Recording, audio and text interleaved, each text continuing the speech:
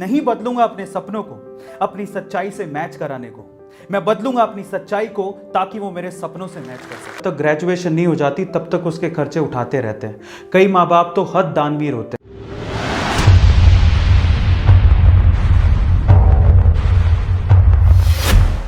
हमारे देश में एक अजीब सी परंपरा है। यहाँ पर माँ बाप अपने बच्चों के 10वीं तक तो खर्चे उठाते ही हैं, 10वीं के बाद भी 11वीं 12वीं और जब तक ग्रेजुएशन नहीं हो जाती तब तक उसके खर्चे उठाते रहते हैं। कई माँ बाप तो हद दानवीर होते हैं, जब तक बच्चे की जॉब नहीं लग जाती तब तक वो उसके खर्चे उठाते हैं और इस चक्कर में बच्चे बिगड़ जाते हैं।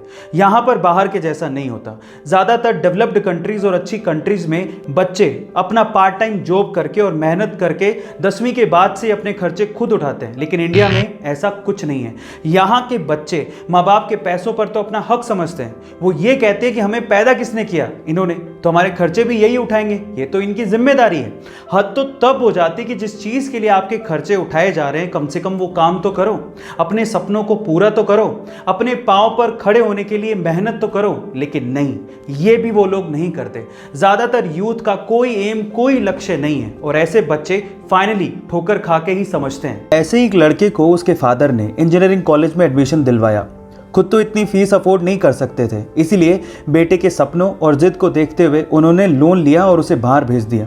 कुछ दिनों तक तो ठीक था, लेकिन कुछ दिनों बाद बेटा ये भूल गया कि वो लड़कर और लोन लेके बाहर पढ़ने आया है।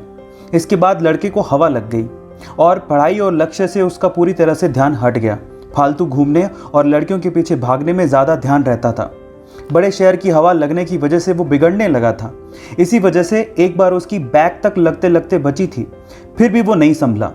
पर एक दिन जब वो एक होटल में रात को खाना खाने के लिए पहुंचा तो खाना ऑर्डर करने के बाद वहां पर सामने एक टेबल पर देखने लगा जहां पर एक फैमिली खाना खा रही थी। उस फैमिली में एक लड़का जिसकी उम्र लगभग 30 से 35 साल थी, उसकी बूढ़ी माँ और उसके पिता तीनों मिलकर खाना खा रहे थे। वो अपना खाना ऑलमोस्ट फिनिश कर चुके थे।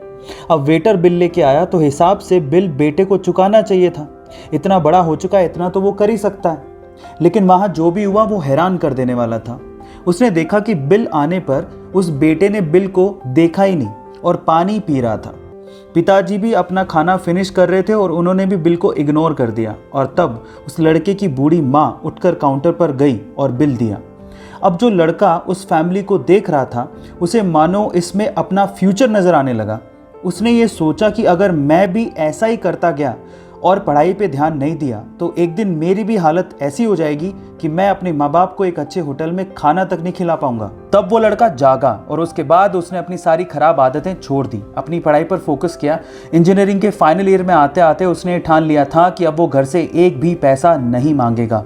अपना रास्ता उसने खुद चुना, मेहनत करता गया और यूट्यूब की दुनिया में कदम रखा। और आज उस लड़के का यूट्यूब शॉर्ट्स का दुनिया का सबसे बड़ा चैनल है और 10 मिलियन से ज़्यादा सब्सक्राइबर्स हैं। और आज ऊपर वाले की दुआ से कामयाब होकर वो लड़का आपके सामने खड़ा होकर अपनी कहानी सुना रहा है। जी हाँ गाइस, वो मेरी ही कहानी है।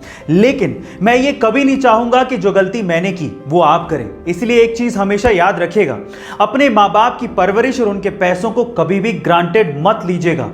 वो आपकी फीसें भर रहे हैं, आपके लिए पैसा इन्वेस्ट कर रहे हैं, तो उनका मकसद सिर्फ एक ही है कि आप अपने पैरों पर खड़े हो जाएं। इसलिए इस चीज को समझें और खूब मेहनत करें और कुछ करके दिखाएं। और हाँ, अगर ये काम आप खुद के पैसों से करना चाहते हैं, यानी कि पार्ट टाइम जॉब करके अपनी फीस खुद भर के अपनी पढ़ाई का खर्चा उठाना चाहते हैं, तो इससे अच्छा काम आपकी जिंदगी में कभी भी नहीं हो सकता। ये तो बहुत ही अच्छी बात है। गाइस, आपको ये वीडियो कैसी लगी मुझे जरूर बताइएगा। Thank you so much.